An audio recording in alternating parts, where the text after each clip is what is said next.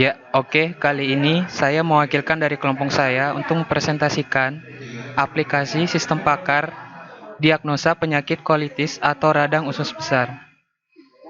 Nama-nama anggota kelompok kami, satu yaitu Rahayu Musliha, dua Nezia Septianawati, tiga Nicaya Yuli S. Gorat, empat Sertina S.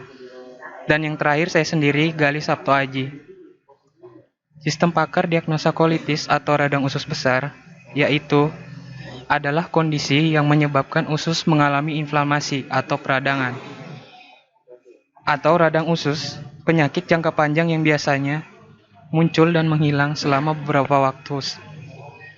Dan penyakit ini terbagi menjadi empat, yaitu kolitis sigelosis, kolitis pseudomembran, kolitis amebik, dan kolitis tuberkulosa.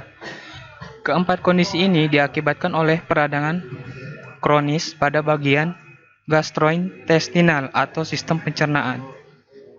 Kondisi ini muncul karena reaksi keliru dari sistem kekebalan tubuh terhadap jaringan perencanaan yang normal dan sehat. Adapun gejala radang usus tersebut ialah satu, nyeri atau sakit pada bagian perut. Kedua, penurunan berat badan. Ketiga, nafsu makan berkurang. Keempat, diare bercampur darah dan bersifat kambuhan. Selanjutnya, merasa sangat lelah dan mengalami mual serta demam. Penyebab radang usus hingga kini belum diketahui penyebab dasarnya. Pola makan dan tingkat stres seseorang bisa meningkatkan risiko seseorang menderita radang usus.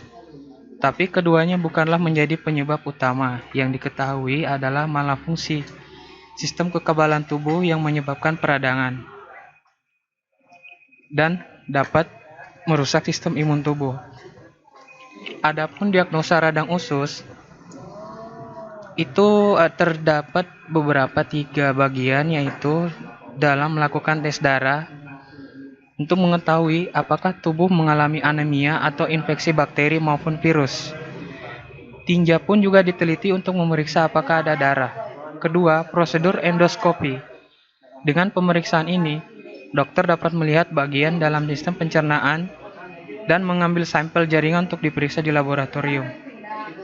Selanjutnya, tes pencitraan. Beberapa prosedur pencitraan seperti X-ray, CT scan, MRI, dan pencitraan sistem pencernaan juga bisa dilakukan. Pengobatan radang usus. Obat-obat yang akan diberikan untuk mengatasi radang usus. 1. Obat antiinflamasi non-steroid. Obat ini biasanya diberikan pertama kali untuk mengatasi radang usus. Obat ini berfungsi mengurangi inflamasi yang terjadi, yang digunakan untuk menangani pasien. Dan yang kedua, obat imunosupresan. Obat ini berfungsi untuk menghalangi aktivitas sistem kekebalan tubuh yang merusak atau membahayakan. Ketiga, antibiotik. Biasanya antibiotik diberikan sebagai tambahan dari obat-obat lainnya untuk mengatasi apabila terjadi infeksi kepada pasien. Dan selanjutnya, metode yang digunakan di dalam aplikasi sistem pakar diagnosa penyakit kolitis atau radang usus besar ialah metode CF atau Certainty Factor, di mana definisi ini menurut David McAllister ialah suatu metode untuk membuktikan apakah suatu fakta itu tidak pasti yang berbentuk metrik yang biasanya digunakan dalam sistem pakar. Metode ini pun sangat cocok untuk mendiagnosa sistem pakar yang belum pasti penyebab suatu penyakitnya. Adapun metode CF ini didefinisikan persamaannya sebagai berikut. CF atau H